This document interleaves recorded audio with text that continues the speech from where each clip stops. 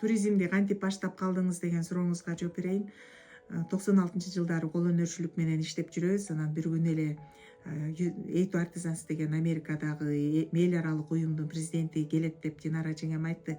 Жакшы меймандостугуңарды көргөзгүлө деп. Анан жүктөгү жаңы шырдактарыбызды ачып эле баарын салып меймандостук көргөзөбүз деп даярданып калдык. Анан ал эжеке да келип биздин меймандостугубузга аябай ыраазы болуп, анан бизге мынтип айтты: кыргыздын аялдары, силер эч убакта жумушсузбуз деп кайгырбагыла, силер ушул шырдактарыңарды жасап эле акча тапсаңар болот, ишкердүүлүктү ушул шырдак кол өнөрчүлүк менен жасагыла деп. Анан ошол күндөн баштап эле баягы короодо жүн бар, сабообуз бар.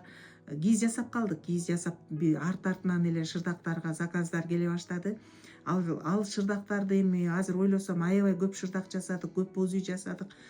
Ошол шырдактарды жасап алып дүйнө жүзүнө көп фестивалдарга барбадымбы? Тиягы Америка, биягы тиги араб өлкөлөрүнө чейин. Анан ошол жактарга барганда баягы элдин кызыгуусун көрдүм да, ушундай сонун шырдактарды жасайт экенсиңер, оймолору сонун экен, түстөрү сонун шайкеш келиптир деп ушунчалык кызыгышат десеңиз. Анан ойлоп койдум, ушунча кызыгып атышат. Көпчүлүк суроосо эле кантип жасадыңар дейт да, бул колго жасадыңарбы же машинага тиктиңерби депчи. Анан биз колго жасайбыз деп айтып беребиз, түшүндүрүп беребиз. Анан бир күнү эле тиги башыма мындай идея келип кетти да, Аксай Travel туристтик компанияга айтып көрөйүн, ушундай салттуу билимдерди сатабыз, кол өнөрчүлүктү силер ушул туристтерди алып келгиле деп айтсам эле макул болушту. Сиз мындай сабак катары план жазып бериңиз деди да. Мен өзүм алгачкы баягы Касым Тыныстанов университетти бүттүм, өзүм кесибим мугалим, кол эмгек сүрөт сабагынан болгондуктан мен планды жакшы жазчумун да. Анан план жазадым.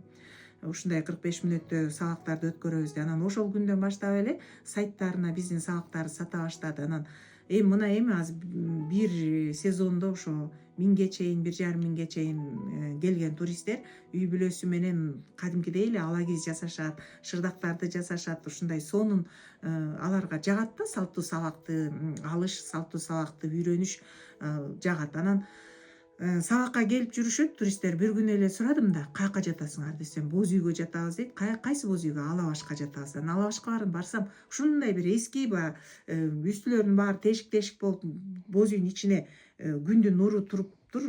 Жерде деле андай деле төшөнчү жок. Бир аз шырдак ала кийиздер салынып туруптур. Анан ушул жака жатасыңар десем эле, спальный мешокторубузга жатабыз. Бизге таза абада уктаган жагат деп калды. Анан мындай ой келди да, бир жакшы жер болсо, жер алып деле биз жаны жакшы боз үйлөр коюп, калың төшөктөрүбүздү салып, куда тозгондой туристтерге жакшы сый урмат көргөзүп мамиле кылсак деп. Анан жерди алдык. Жерди алып 2 боз үй менен баштап калдык. Алмалууда ошо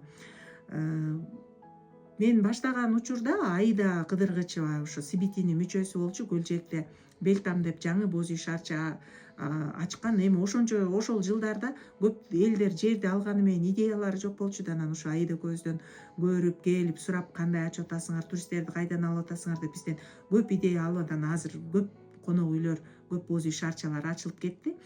Анан эми мен айтайын дегеним, ошо туризм бул деген оңой, жеңил, анан мындай адал акча менен акча табуучу тармакта. Бизде Кыргызстанда ошол система жок болуп атат да. Мисалы үчүн Айыл чарба министрлигинин системасы сонун коюлганда, министрлик бар, анан областтарда, райондордо департаменттер иштейт. Атайын ошол алдында дыйкандарды, фермерлерди кандай өндүрүп атат, эмне продукция жасап атат, ал продукцияларды каяка сатып атат. Полный система иштейт да.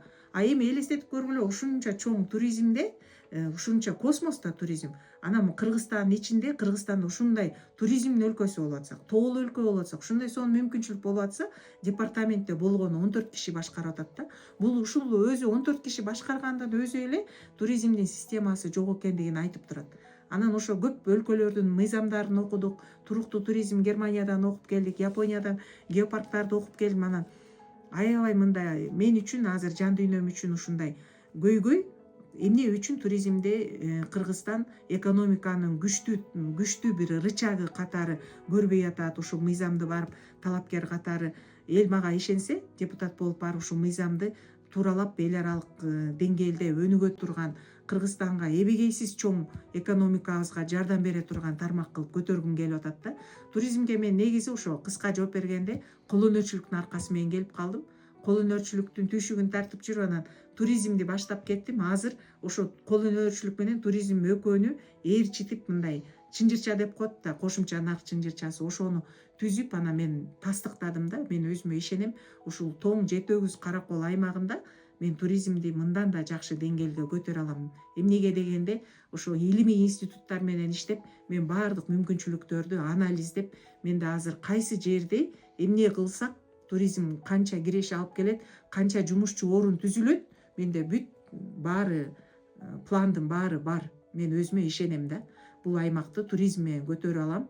Күчтүү туруктуу туризмди өнүктүрсөк, күчтүү келечекти кура алабыз деп ишене алам.